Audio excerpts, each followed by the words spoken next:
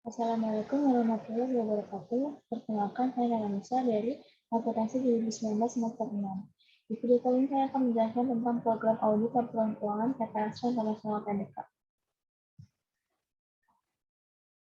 Daftar pendahuluan. Gambaran kantor akuntan pabrik. Penampilan itu sejarah kantor akuntan pabrik. Pricewaterhousecoopers PwC merupakan kantor jasa profesional terbesar saat ini. Kantor ini didirikan pada tahun 1998 dari penggabungan usaha antara Peter Waterhouse serta Coopers dan Emily Brand. PwC merupakan yang terbesar di antara The Big Four Auditors. Semenjak tahun 1971, PwC Indonesia sudah berfungsi dalam cerita sukses perkembangan ekonomi serta pembangunan sosial di Indonesia. Pada tahun 2010, PwC ini mengalami pergantian nama dari KFK Petanudireja Wibisana NM Rekan menjadi Petanudireja Wibisana Rintis NM Rekan. Profil kantor akuntan pabrik KP Tanujireja Wibisana Rintis NM Rekan PT Pino Wahana Caraka PT PricewaterhouseCoopers Indonesia Advisory PT PricewaterhouseCoopers Consulting Indonesia serta Mieli Darsa NM CEO advokat serta konsultan hukum berikutnya disebut selaku PwC Indonesia yang merupakan firma-firma di Indonesia serta firma anggota jaringan global PwC. Di kala ini layanan yang ditawarkan oleh jaringan PwC terus membagikan nilai tambah di hampir setiap industri serta profesi. Serta sebagian besar lembaga swasta dan publik, PwC ini menyediakan layanan jaminan pajak serta konsultasi yang berfokus pada industri untuk klien pabrik serta swasta. Gambaran PT Astra International Tbk. Sejarah perusahaan PT Astra International Tbk itu berdiri di Jakarta pada tahun 1957 sebagai sebuah perusahaan perdagangan umum dengan nama Astra International Inc. Seiring dengan kemajuan usaha serta kebutuhan untuk berekspansi, perseroan melakukan penawaran umum perdana di Bursa Efek Indonesia, dahulu bernama Bursa Efek Jakarta, dengan kode saham ASII pada tahun 1990.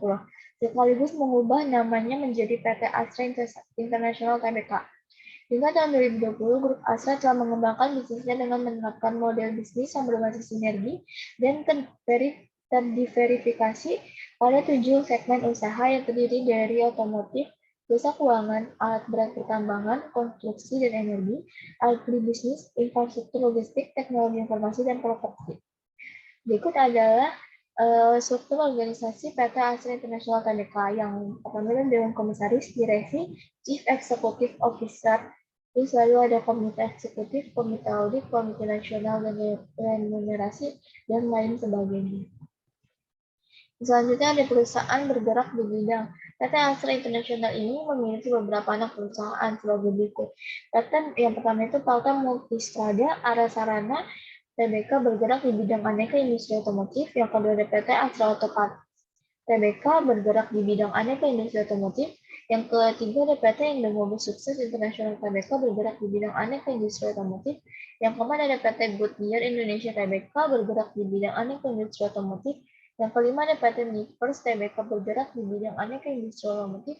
Yang keenam ada PT Garuda Metalindo Tbk bergerak di bidang aneka industri otomotif. Berikut ada pemegang saham PT Astra International Tbk. Yang pertama ada Jardine dan Cherich yang sebesar 50,11%.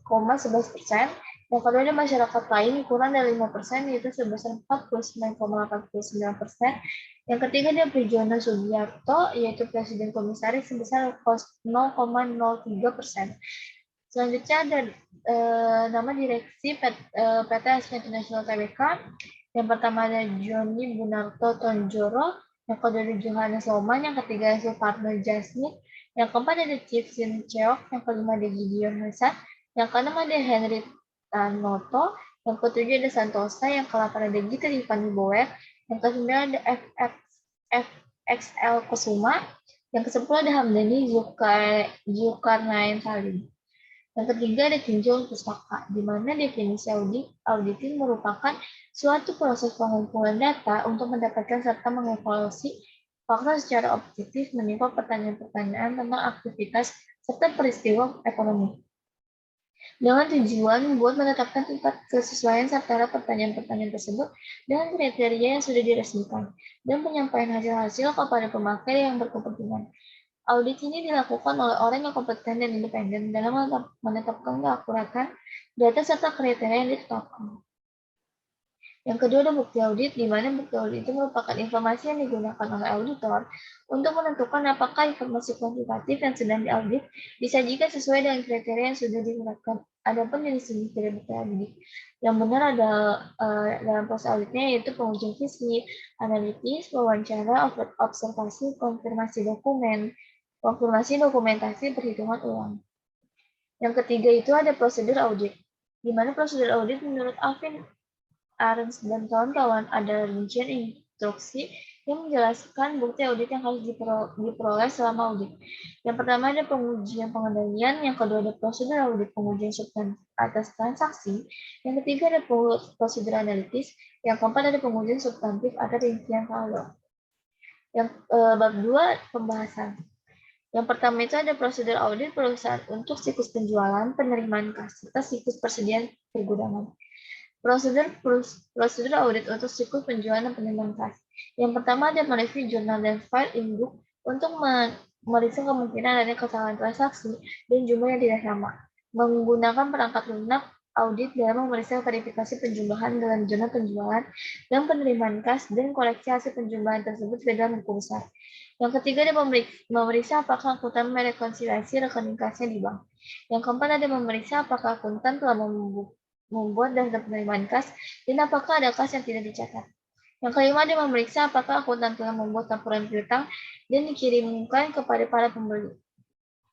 Yang keenam ada memeriksa daftar harga dalam master file persediaan untuk memastikan ketelitian dan ketepatan otorisasi. Yang ketujuh ada memeriksa keberuntungan pemakaian dokumen barang, pengiriman barang. Yang kedelapan ada memeriksa keberurutan faktor penjualan dalam zona penjualan. Yang kesembilan ada memeriksa daftar penerimaan kas untuk memastikan kebenaran klarifikasian, dan yang ke-10 ada membuat pengujian penerimaan kas. Dan selanjutnya ada prosedur audit perusahaan untuk siklus persediaan dan siklus pergudangan. Yang pertama ada mengamati apakah pergerakan persediaan selama perhitungan berlangsung. Yang kedua memeriksa persediaan untuk memastikan bahwa persediaan reliable. Yang ketiga ada meminta keterangan untuk mengetahui apakah yang ada persediaan yang disimpan di tempat lain. Yang keempat ada memeriksa semua label yang telah digunakan dan tidak digunakan untuk memastikan tidak ada yang hilang atau sengaja dihilangkan. Yang kelima ada mencatat nomor-nomor yang telah digunakan untuk tindak lanjut berikutnya.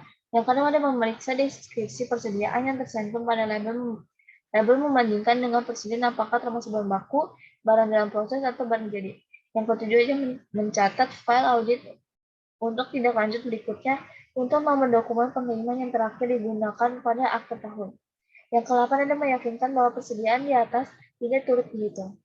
Yang kedua ada program audit untuk pengujian pengendalian, pengujian substantif atas transaksi, serta pengujian substantif atas rincian saldo. Yang pertama itu ada tujuan audit transaksi, pengujian pengendalian, pengujian substantif atas transaksi untuk penjualan. Tujuan audit transaksi, penjualan yang dibukukan adalah penjualan untuk menerima barang yang sungguh-sungguh telah dilakukan kepada pembeli atau keterjadian. Pengujian pengendaliannya itu memeriksa pesanan dari pihak pembeli untuk membuktikan adanya persetujuan kredit, memeriksa apakah laporan piutang bulanan sudah dikirimkan. Pengujian substantif transaksinya itu ada memeriksa apakah ada tidak transaksi dan jumlah yang tidak wajar dalam jurnal penjualan master file. Yang kedua ada penjualan yang sudah terjadi dan sudah dicatat atau kelengkapan. Memeriksa urutan-urutan dokumen tentang pengiriman barang, mencari satu sampel dokumen pengiriman barang ke jurnal penjualan untuk memastikan bahwa pengiriman yang bersangkutan sudah dicatat. Yang ketiga ada transaksi penjualan telah dimasukkan sejumlah barang yang dikirimkan dan telah difaktur dan telah dicatat dengan benar atau ketelitian. Memeriksa apakah faktor-faktor penjualan di lampiran dokumen sudah mendukung. Memeriksa apakah daftar harga sudah diotorisasi dengan benar. Yang terakhir itu menelusuri alat jurnal penjualan ke dalam faktur penjualan. Menelusuri detail ke dalam faktur penjualan ke dalam dokumen pengiriman barang, order penjualan, pesanan dari pembeli. Dan selanjutnya ada transaksi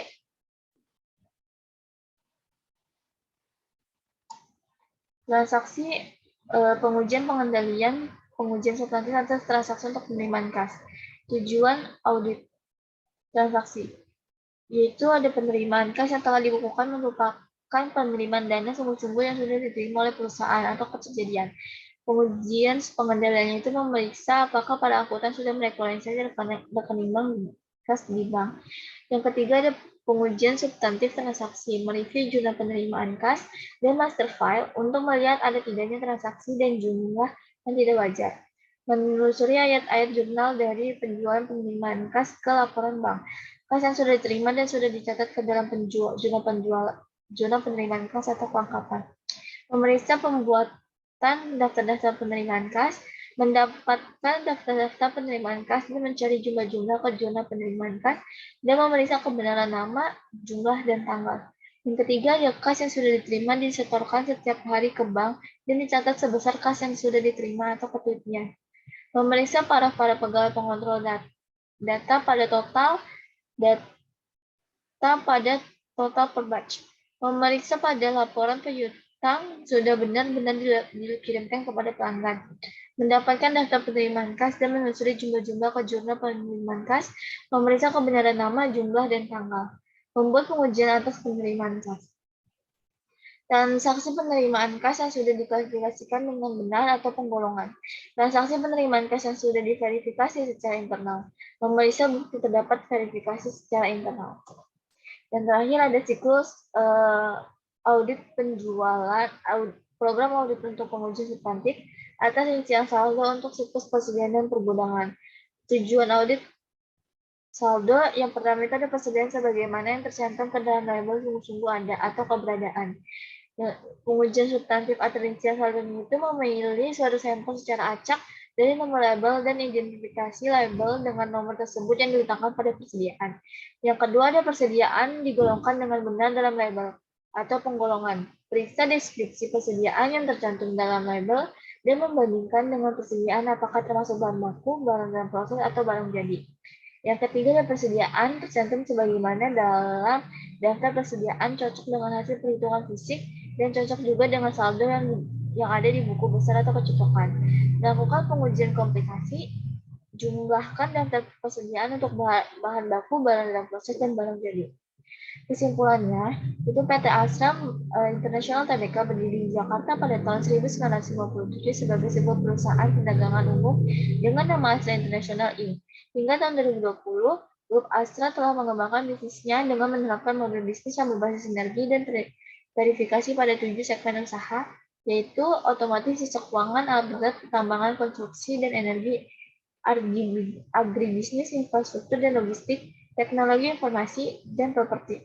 Pada PT Astra International Tbk terdapat siklus penjualan dan penerimaan kas, yang di mana siklus penjualan dapat mengevaluasi akun-akun yang dipengaruhi oleh akuisisi barang dan jasa. Dan siklus pengeluaran kas disajikan secara detail dan wajar, sehingga laporan tersebut sudah sesuai dengan standar akuntansi yang berlaku. Sedangkan untuk prosedur audit perusahaan, untuk siklus persediaan dan siklus pergudangan dapat mengoptimalkan persediaan yang tersedia dan sudah terjual dengan baik sehingga dapat dicatat ke dalam laporan perhitungan persediaan. Sekian presentasi dari saya, kurang lebihnya mohon maaf. Wassalamualaikum warahmatullahi wabarakatuh.